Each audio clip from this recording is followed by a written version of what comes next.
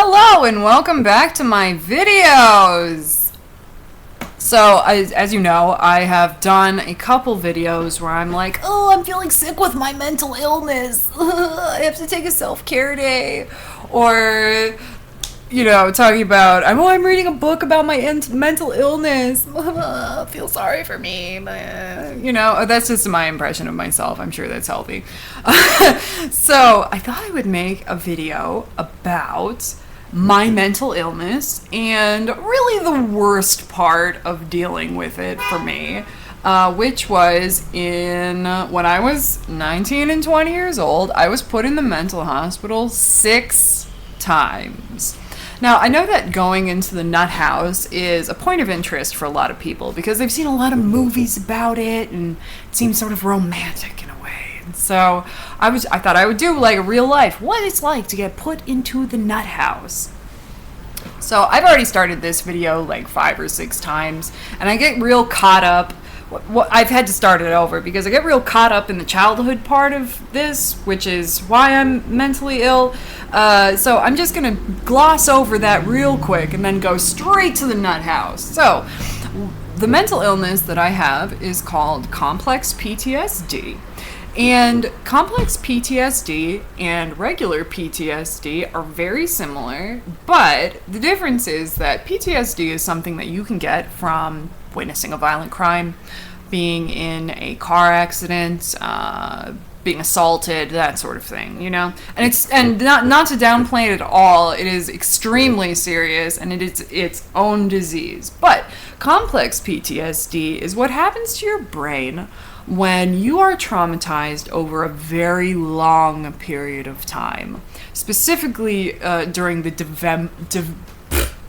developmental time in your life. I don't know if you can tell, but I might be drinking some beer. Welcome back. It's another video where I just got a drink in my hand and I'm going to talk about some stuff.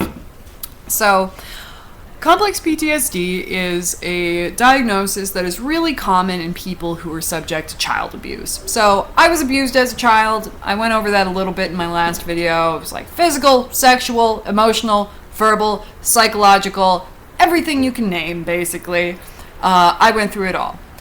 But I'm going to skip that part because that's where I keep getting hung up. So, just briefly, the symptoms, I was displaying symptoms of mental illness pretty early in my life. Before I was 10, I was already having major depressive episodes where I would cry for days. And by the time I was 13, I was a full-on self-harmer. My abusive father, didn't believe in therapy. He thought it was for weaklings. So my mother was like shuffling me off to like a Christian counselor on Sundays and all that sort of shit. But none of it worked. I just thought, as my parents would tell me, that I was an extremely selfish child. And that was the reason that I was so upset, because I was just ungrateful for the things that I have. But I was also crying for days at a time. And then, as I got a little older, it started manifesting itself in even stranger ways. Like, I started being very sensitive to sound. I remember leaving class in high school because the woman, at the time, girl behind me, wouldn't stop chewing her gum. And that sound upset me so much that I screamed at her and left class. Yes, I'm a hick. And I didn't understand it. If there was a television playing in the next room, I would get violently angry. Or if someone was filing their nails, I just couldn't fucking stand it.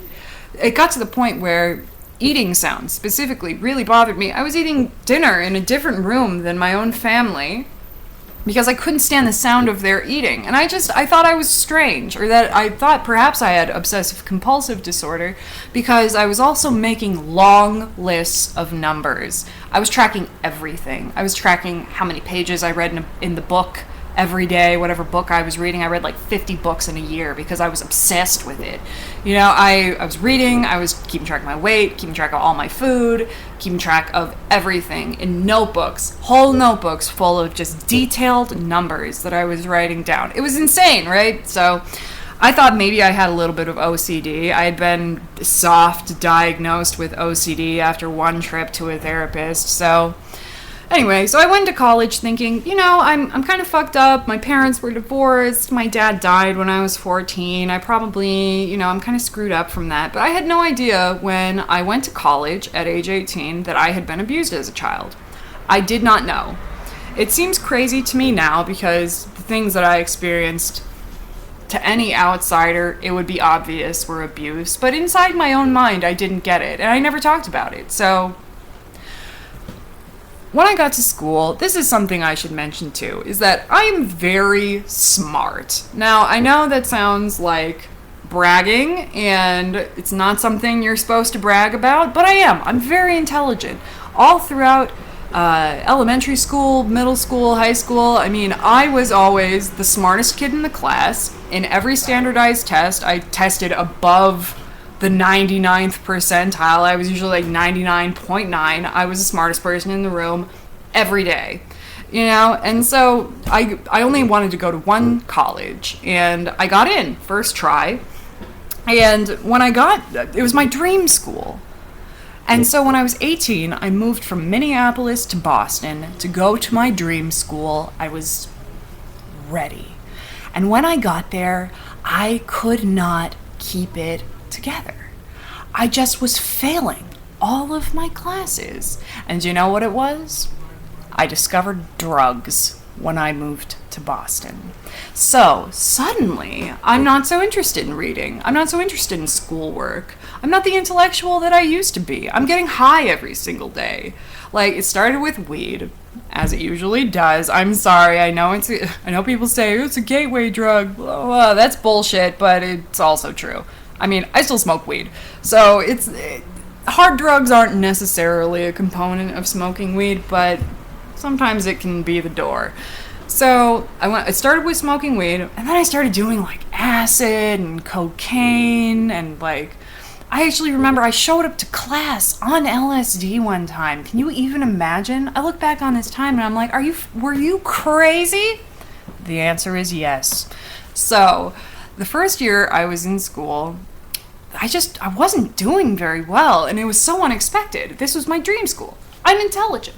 I'm the smartest person in the room. Why can't I get my shit together to do exactly what I want to do, right? And I was just miserable all the time, or high. So this went on for my freshman year. Summer after freshman year, I moved in with some people, and the depression just got worse and worse and worse. By the time the next semester rolled around, I couldn't get out of bed in the morning. I couldn't go to class. I just stayed inside all day long doing drugs and didn't go anywhere. Then shit really hit the fan. I was in my room one evening, and I was high on marijuana, which I was every single day, still am.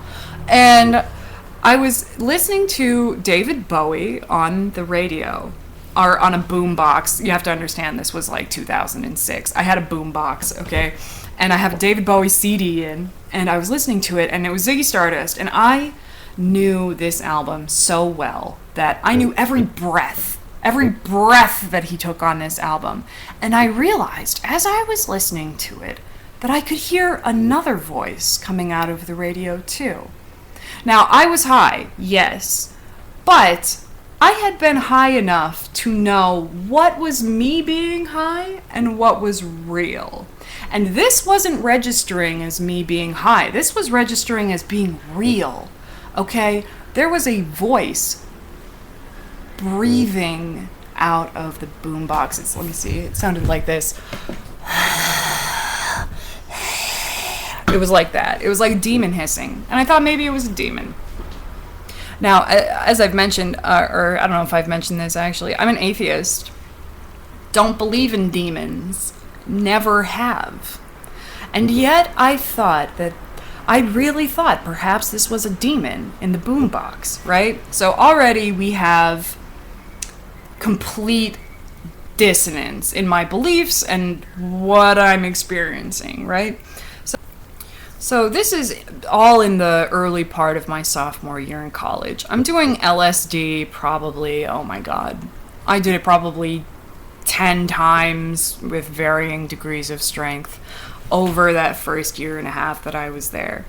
And I cannot say whether I would have exhibited as intense a psychotic reaction if I hadn't been doing drugs, but I guess there's no telling now. So, I heard the demon coming out of my boombox, and again, I just couldn't do shit. I was just staying home all day long.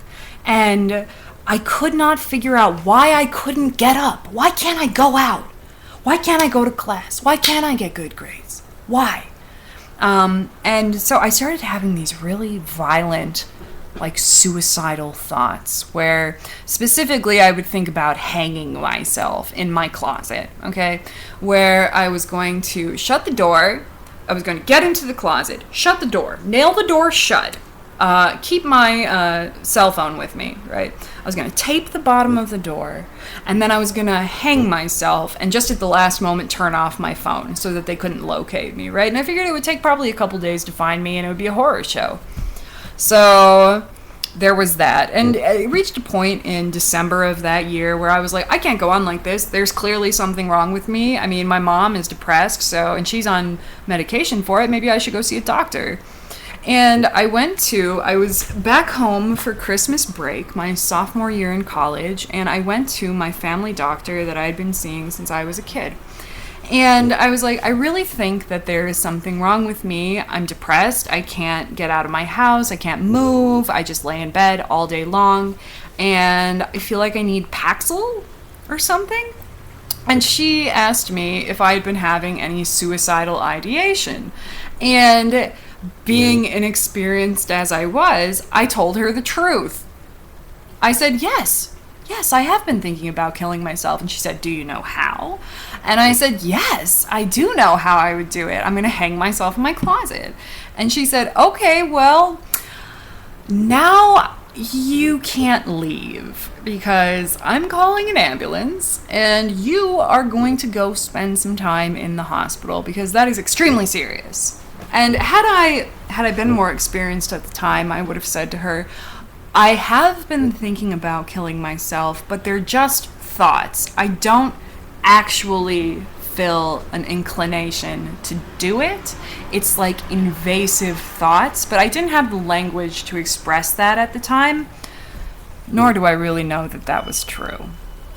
But it's a good way to stay out of the hospital, basically. So I took an ambulance ride to the mental hospital here in Minneapolis. And I know exactly where I was because I live just a few blocks from this hospital now. So I went in, they put me in a tiny little room. And at this point, I mean, my anxiety is just through the fucking roof. I mean, I've been abducted, more or less.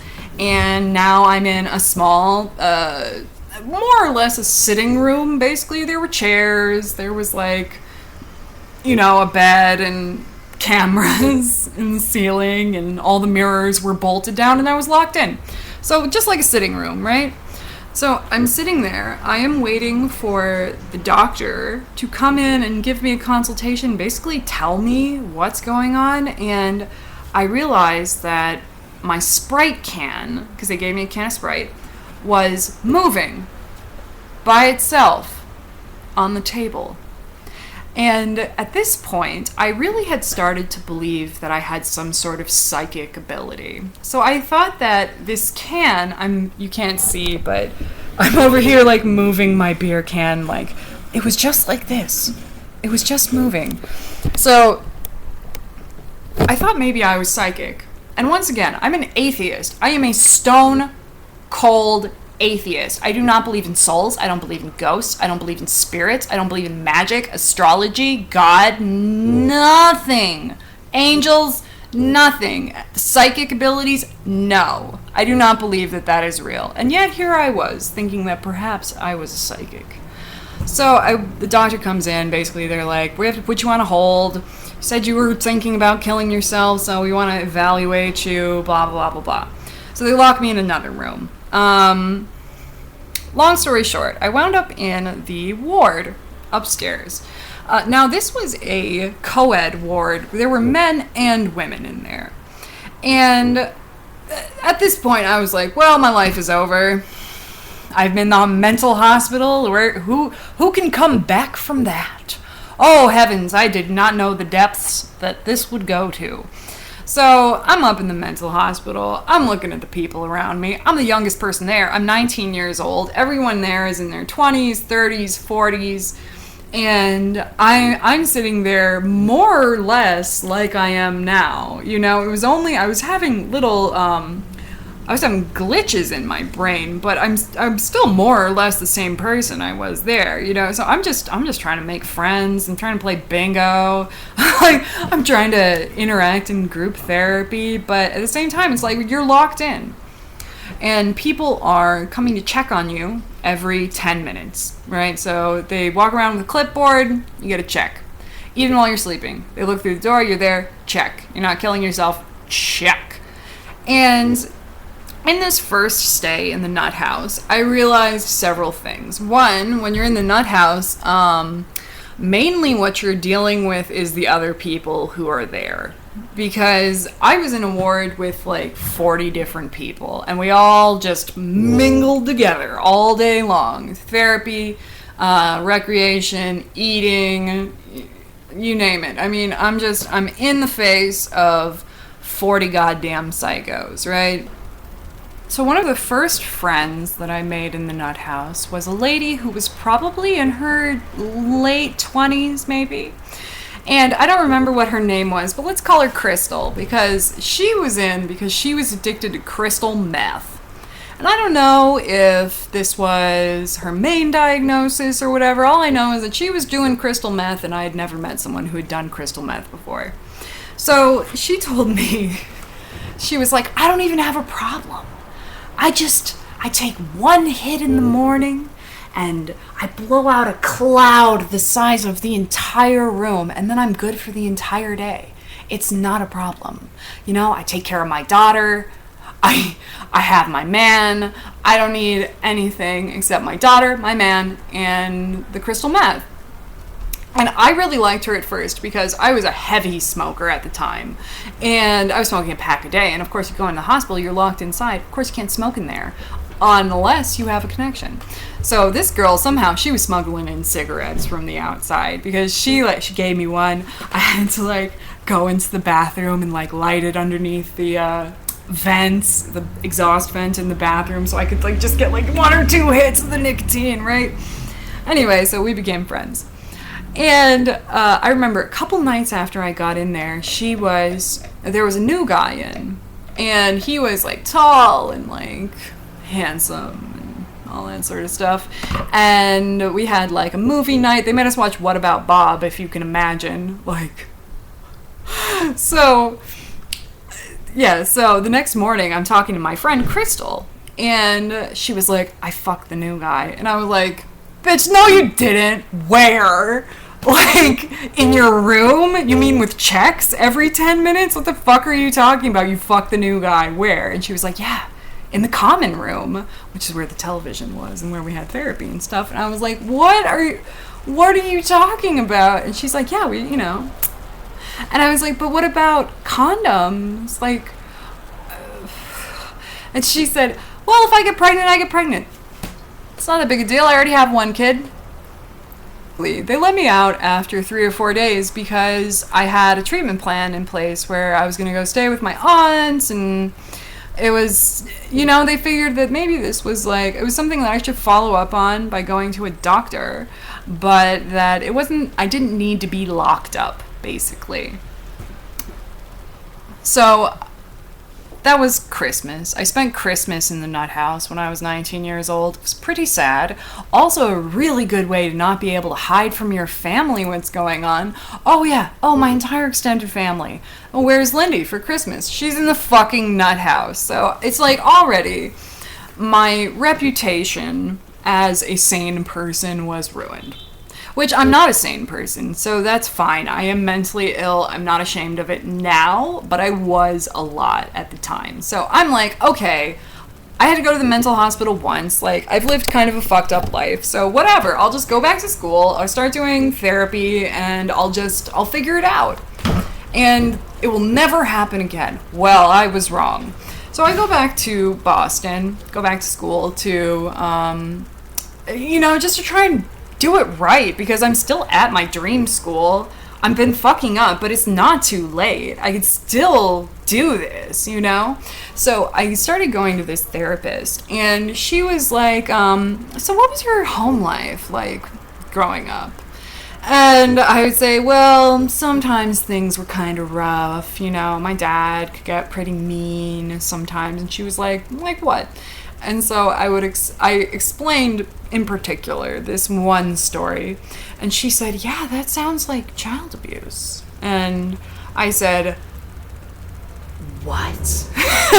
I did not know that what I had gone through was abuse. And it was shocking to me. Because this is part of like growing up in an abusive home, is that you can't believe that your parents are abusing you. You have to believe that your parents love you and that they're looking out for your own self-interest. And so you take their abusive ideas about you and you internalize them. Basically, when we were monkeys, it was very important for the young to stay with their parents. It was like whenever you're separated from your parents out in the jungle is a moment that you could be snatched up by a lion or something, right? So there is a very good evolutionary reason that children take what their parents say and just believe it. If you tell me a bear is dangerous, it is not evolutionarily useful for me not to believe you and test the theory myself. You just believe the things that your parents tell you when you're a kid, right? And so anyway, I found out that I was abused as a child. And these therapy sessions, I started going over more and more and more of the things that had happened to me as a kid. So I went from not believing it to believing it to being psychotically upset about it, okay? So this is when the symptoms of my mental illness really got out of hand. So not only was I still not able to get out of bed in the morning, I dropped out of school. And now I was having these kind of like Sprite can moving, there's a demon coming from my boombox. That started happening more or less every single day.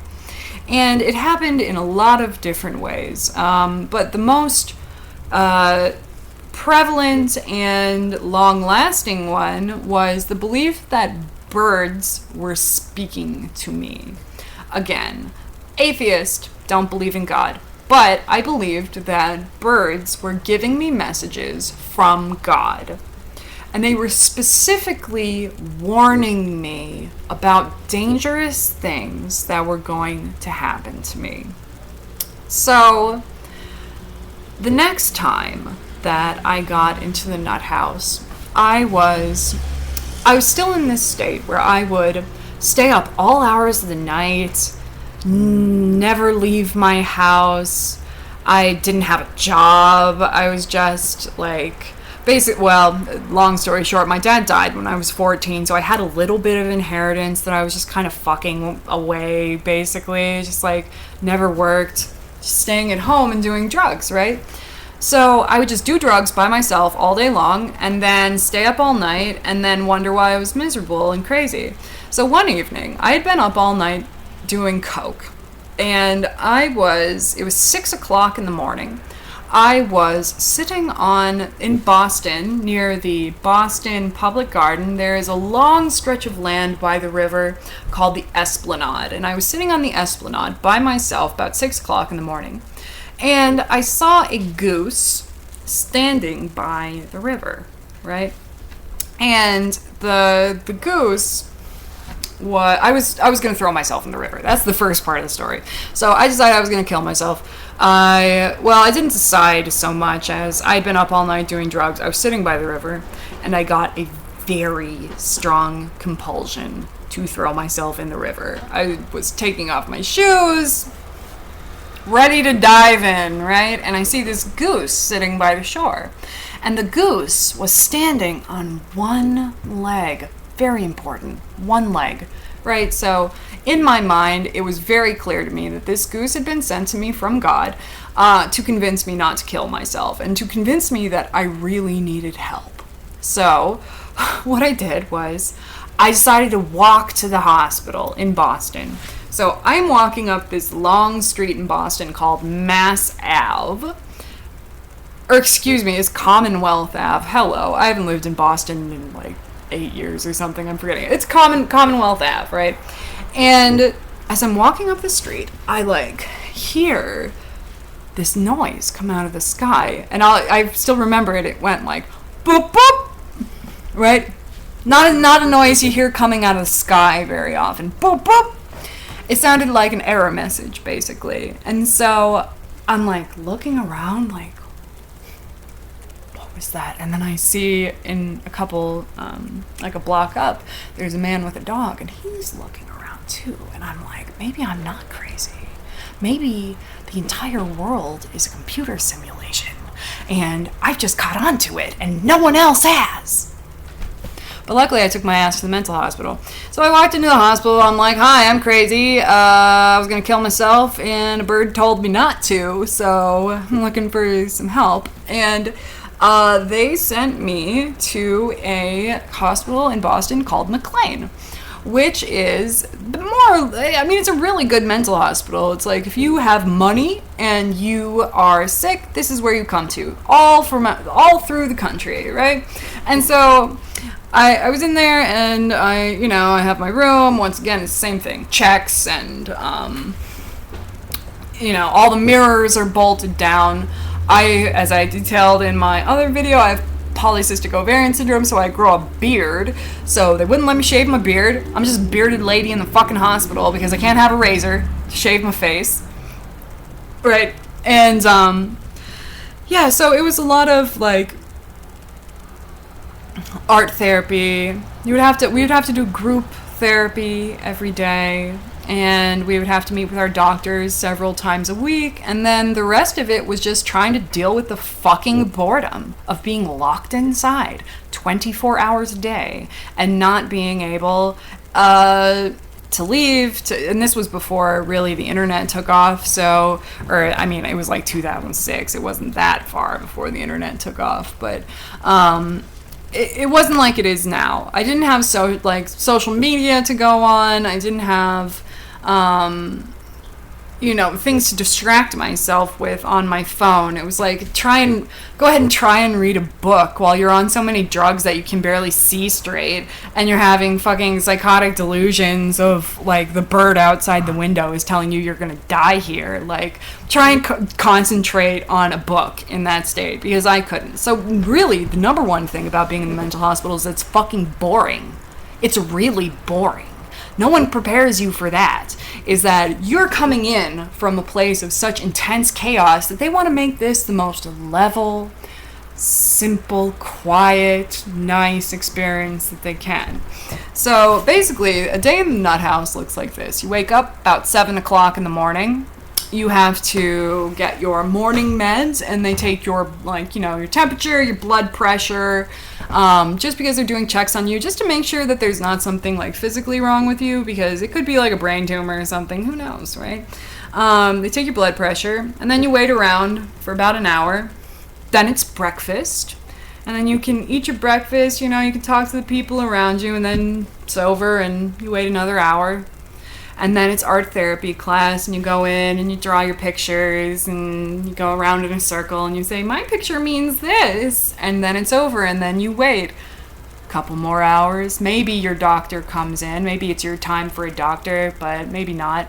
Then it's time for DBT class. You do that for an hour, and you're going around the group, and it's like, share something that's, share a memory that you think is like triggering to you, and how, all that sort of shit. So it's like you're sharing like more or less like abuse memories with people around you. It's terrible. And there are like, 30 other people who are equally, if not more fucked up than you too. So yeah, and then Then it's what, 3 p.m.? You wait a couple more hours. It's dinner. Then maybe after that they show a movie, and then everyone kind of fucks off and goes to bed by like 9 or 10 o'clock. And that's it. It's not, there's nothing to do. And so you just sit there inside of your own mind and think about your life, basically, which I guess is the idea, right? It's no way to live, is what I'm saying. Being in there, suddenly, whenever I would go into the mental hospital, I would sit there for a few days and I'd be like, well, I feel fine now. I don't know what I was thinking to get me in here. I feel fine. I'm totally good. I can leave. Because, I'm readjusting my camera. Oh my god! Because now they provided you with a stable environment so that it mimics this kind of stability that you need in order to heal. But this stable environment that they're providing you is not your environment outside of the hospital. I would get out of the hospital, go home, and it's like I'm living with drug addicts. I have nothing to do at home except for do drugs and fuck around, right?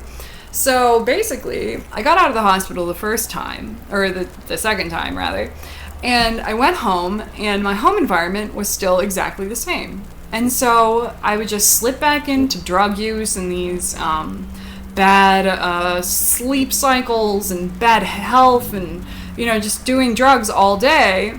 And suddenly, shockingly, I would be crazy again. I would be at the point where I remember one day I thought that the floor was going to cave in underneath me.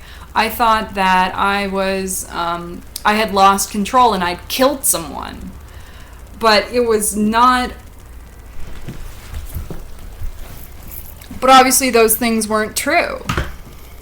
So basically, I would just, and I know I've talked a lot about the drug use, but it wasn't always drug related. Like, I would be sober and having these things happen to me too. And like I said, I'm sure that the hard drug use probably exacerbated this. But it wasn't necessary for me to be high for me to be having these kind of hallucinations, right? And these hallucinations about the birds happened every day. I mean, and it didn't help that in that time period, I actually caught 3 birds by hand, just in different situations. It's another story, but I am sort of like an animal whisperer, so I'd been like holding birds and like hanging out with them and like watching them out my window because I had nothing to do but look out the window. And so yeah, it just basically, this cycle just repeated itself, where it's like I would have a psychotic episode, I would call a cab, I would take myself to the hospital because I didn't want to die, not really, and I would commit myself, right?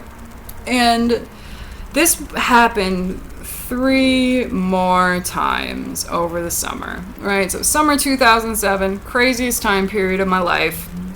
And at the end of the summer, I was like, you know what? I'd been to McLean Hospital, that same hospital, several times, and I was like, you know what? This is it. I'm done. I am fine now, and I am so sick of being the crazy girl. Because you have to understand that while all of this was happening, we were all doing drugs, but my other friends were more or less normal people. They were functioning, they had jobs, they were doing well in school, they had normal relationships with other people. I was the only one who was completely fucked, right? So my other friends are just living like a normal college life, and suddenly I've fucked off and been committed to the nut house 5 times. And that is not a reputation that you want. It's not a reputation that you can come back from. It's not like you fucked up one time and, everybody makes mistakes, we're all human, and then people forget about it. No, being crazy was my entire operating system at the time. So I lost all of my friends. Every single one of them. No one would talk to me. No one would hang out with me. It was just me and the drugs. So, and isolation. And the alcohol. So after I got out of the nut house and at the end of the summer, I was like, I'm gonna try this all again. I'm gonna start going back to school. I promise this time it's gonna be good, you know? But I met a man. Isn't that how most horror stories start? But then I met a man. And something that my complex PTSD has not given me is the ability to discern what is a healthy person and what is a dangerous person. And this man was dangerous. I met him on, oh my god, this is so old school. You have to understand, this was 2007, okay? I met him on a party line, okay, like on the phone. You could go, I guess you could, there was no Tinder. There was no OkCupid at the time. You want to meet someone for a random hookup, you fucking call the party line. So I called the party line. I met this guy. He was like, what's up? I got blow. Like, come to my house. He only lived a few blocks away from me. And so I was like, okay, I'll come and meet you. He was like a lot older than I was. He was like 35 or something. Now I'm 30 now. And when I think about hooking up with like a 20-year-old, I'm like, that is fucking disgusting. I would never. And this guy was like 35, and I was fresh out of the nut house. I was so easy to manipulate. And basically, I was like, okay, I'll come to your house, sure. And so I like put a knife in my sleeve. I was like literally holding a knife like this under my sleeve and just like walking down the streets of Boston, ready to stab someone if I had to. But he said he had cocaine, so I'm going over there, right? And when I got over there, it turns out he was a foot fetishist, one. And two, it turns out that he was doing cocaine, but he was smoking it after cooking it in a spoon with some baking soda. So, but I didn't know that was crack at the time. So I started smoking crack with this guy, long story short. I didn't realize I was smoking crack. I thought I was just... Really, the difference between crack and regular coke is pretty minimal, to be honest with you. Crack is... a little bit. It's like doing cocaine but with gasoline on top of it. Like, it is more intense. And so basically, this crack that I was smoking, I don't know if this is going to be shocking to you, but it intensified my mental illness symptoms. So I was, I remember one day, my friend from college told me that we needed some cocaine. So I was like, okay, I'll text this guy, whatever. And I like snapped a pic of my foot and like sent it to him. I was like, come over. And so he came over, and I'll never forget, this was the moment I found out I had been doing crack. Okay. He came over and he was like, okay, well, let me burn up one of your spoons, you know? And so he always had this little homemade pipe thing. It was like a plastic water bottle with like a thing. Anyway, so he takes a big rip of crack, and I'm just chain smoking on the couch next to him, like, you know, like, give me some coke, whatever. And he says to me, you shouldn't smoke cigarettes. It's bad for your health. And I was like, I know. And he says, like, as an aside to himself, he goes, as he's taking a big rip of crack, right? And it was like, at that moment, it clicked for me. I was like, oh my god. He's smoking crack, which means that I am smoking crack. I am a crack whore. That is my current occupation, is crack whore. And he took this giant rip, and then he took too much. So he's like, you know, he thinks he's having a heart attack. He's like, I'm sorry, I have to go. And I was like, oh, okay. And he was like, oh, I'm sorry, did you want some? And he like dumped out this little mountain of cocaine on my table, right? So I did all this cocaine. And then I started having this intense psychotic episode where I was like, this was the time, actually, where I thought that the floor was caving in underneath me. I thought the floor was caving in underneath me. I thought that somehow I was remembering everything wrong from my youth, and that it was actually me who had abused my entire family, right? And thinking that actually I was the one who had abused my family was enough where I was like, okay, it's time to die. So I'm like looking around my apartment. I'm like, okay, you can break the window, use the glass from that. There are knives in the kitchen. You could hang yourself. That's always an old standby. And then there's this tiny part of me that's coming out like, no, Lindy, don't do it. This is crazy. And I'm like, no, it's not. Time to die. And then the tiny part's like, no, this is crazy. Just call 911. Call 911 right now. And so I couldn't decide. So I went to my bathroom and I took an entire bottle of pills. They were, it was either clonazepam or Ativan, something like that. Some sort of downer, right? I just whole bottle of pills. And I was like, okay, because honestly, I just wanted to calm down. I needed to calm down in order to think straight. So I took an entire bottle of pills so that I could calm down. And the doctors after this told me that I tried to kill myself, but it's really not the case. I was just so nuts that I thought that taking an entire bottle of pills would help me to think a little straighter, right? So I take this entire whole bottle of pills, call 911 on myself. I walked out of my apartment building barefoot, locked my keys inside intentionally so that I could not get back inside to the many weapons I had, and intentionally locked my keys inside. I walked outside barefoot with my purse and nothing else, not even a phone, and just locked myself outside. And that's how the police found me. Now this is, I understand I've heard several stories over the past couple years about how maybe if I wasn't a harmless looking white woman, that maybe this interaction would have ended worse for me. But basically the cops just showed up and were like, hey sweetie, let me take a look inside your purse. I have to make sure there's no grenades in there or anything. And so I was like, here's my purse. And then I was just like, and then I passed out. Because I took a whole bottle of pills, like I said. I woke up about 3 days later, or maybe it's 2 days later. I don't know. I really don't know. I have no idea how I got there or how much time had passed, but it was more than a day or two. I woke up, and I'm already in the hospital. I have different clothes on. I don't know if I dressed myself. I don't know if they dressed me. It's just a total blank space. I have no idea. And this was the beginning of October 2007. So this was almost exactly 10 years ago. It was this last time I got into the mental hospital. And this time I was there for a month. The other times, usually I was there for 1 to 2 weeks at a time. But this time I was there for the entire month. The first 2 weeks I spent under lock and key in the psych ward.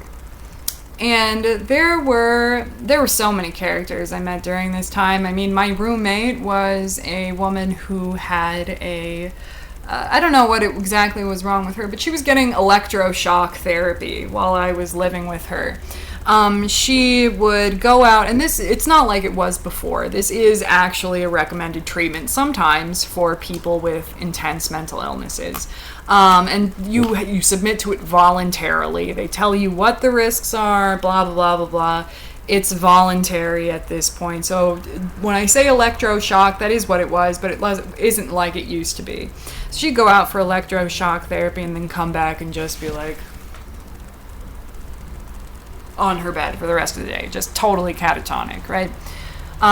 There was a girl across the hall at the time who, you know what's strange, is that I noticed that a lot of the women in the mental hospital were gay, and I'm bi myself, so there was a lot of lesbians in there, and take from that what you will, I guess. I don't think that, I mean, obviously I don't think being gay is a mental illness because I like eating pussy, but there were a lot of lesbians in there.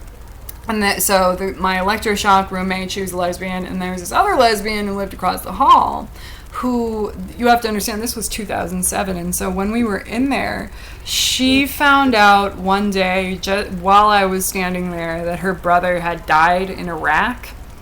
And so you can imagine the commotion. I mean, just like screaming and crying, and like everyone, I was on the trauma ward, so everyone basically had PTSD up there, so it was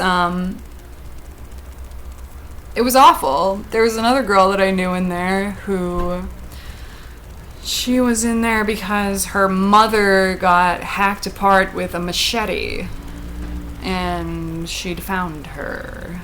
I mean, it's just, or I knew another Iraq War veteran in there, another woman. This was a women's only ward, who had stopped her car in traffic and had gotten out, started having a flashback, got out of the car, thought she was in Iraq, dove behind a bush, threw her phone as a grenade, and then when the cops showed up, they thought that she was like high. But when she told them that she was a veteran, they understood right away, because this sort of thing was happening all the fucking time back in 2007. This was like the height of the fucking two wars that we were waging over there. And this is when a lot of people were coming home. So that was what was going on. Basically, I had to endure this 2 weeks under lock and key. And then basically they were like, okay, you want more freedom. You don't want to be locked inside. So what we're going to do is we are going to transfer you to a halfway house on the property of the hospital. Now this hospital, it was around Boston, but it was way out of the way. So it was in the middle of the woods. So there was another house on the property where I was going to go stay. I stayed there. I agreed, because I wanted to smoke cigarettes. So I was like, yes, I will go to the women's treatment program and whatever. So I moved into this house that was me and 14 other women who were all crazy. And it was like a real house. I mean, there was enough room for 14 people to sleep, but I mean, there was a kitchen, there was a living room, there was, like a med closet, which a lot of people have in their houses, right? But it was a lot of younger women, finally. Like, I was finally around people who were like 20 years old. By the way, I spent my 20th birthday in a mental hospital. I forgot to put that part in, but they made me a cake. But yeah, 20 was a rough one for me. 30 was much better. So I went into this treatment house, and there I had the freedom to walk into town if I wanted to. But I also had chores to do, you're doing dishes, you're cooking, that sort of thing. And there was some other people I met in there who were real interesting. There was a girl who had, I think it was 20 different personalities or something like that. I don't know if you can actually have that many, but that's how many she said she had, basically. And they were all different ages, and she would say how her daughter, she didn't know why, all of her personalities were bad, because she had a personality that was 5 years old, and her daughter loved this personality. Whenever the 5-year-old came out, her and her daughter just got along so good. So why did she have to get rid of that one? And that was... And then my roommate in there was a girl who wanted to be a geologist, but she tried to kill herself. And there was this other girl I met who, one night, I was waiting for the shuttle to go into town. And I was sitting out back smoking a cigarette behind this house, and I lit a little leaf on fire with my lighter. It was fall. It was October, like I said. It was autumn in New England. And the leaves were beautiful, and they were falling and stuff. And so there was a little leaf on the ground next to me. I sort of just idly lit it on fire with my lighter. A woman comes storming out of the house. She's like, "What are you doing?" And I was like, "Chill, nothing. I'm not doing anything." And she was like, "Well, we have to talk about this." So I got in hella trouble. I had to apologize to the entire house in front of everyone for almost burning the place down. They made me go to special therapy for being a pyromaniac. And blah, blah, blah. It was such bullshit. And this other girl in the house, who I wasn't so sure about, she was like, "Yeah, that's bullshit. I totally get it. Let's light another fire." So we took a wheelbarrow in front of the house, filled it with leaves, and lit it on fire that night. It was like a bonding experience, And this girl, what she did to get in here is that she was from Florida. That's not what she did, but she was from Florida, and she had a road rage incident where she ran someone off the highway, and then she followed them off the highway, got out of her car, went up to the other car, was like, "I'm the police, put your hands on the fucking steering wheel, blah, blah, blah." She handcuffed this person to their steering wheel, and then was punching them through the window. Right? And when the actual cops showed up, she was trying to drag them out the window. A man. She was a woman, okay? She's trying to drag this man out the fucking window of his car while he's still, handcuffed to the steering wheel. And the cops are like, okay, freeze, what's going on? And she bluffs. She's like, I'm a cop. Call for backup, right? And believe it or not, they didn't believe her. And instead of going to jail, she got to go to the nut house. And she was rich, so she had like a car, and she like rented a place like a couple doors over. So I was like, okay, whatever. We started hanging out. And then this bitch, she was rich. She borrowed money from me, like $400 or $500, all the money that I have, which I gave to her because I'm still like a nutcase, right? I'm like, oh, she seems trustworthy. Well, yeah, I'll loan you all the money that I have. Sure. She fucked me out of money.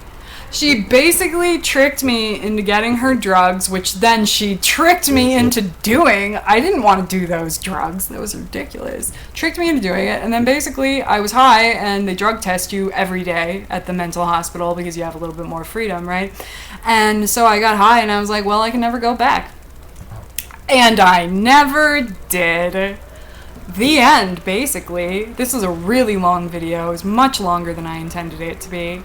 But so the end. Then I got out. It was Halloween 2007, almost 10 years ago.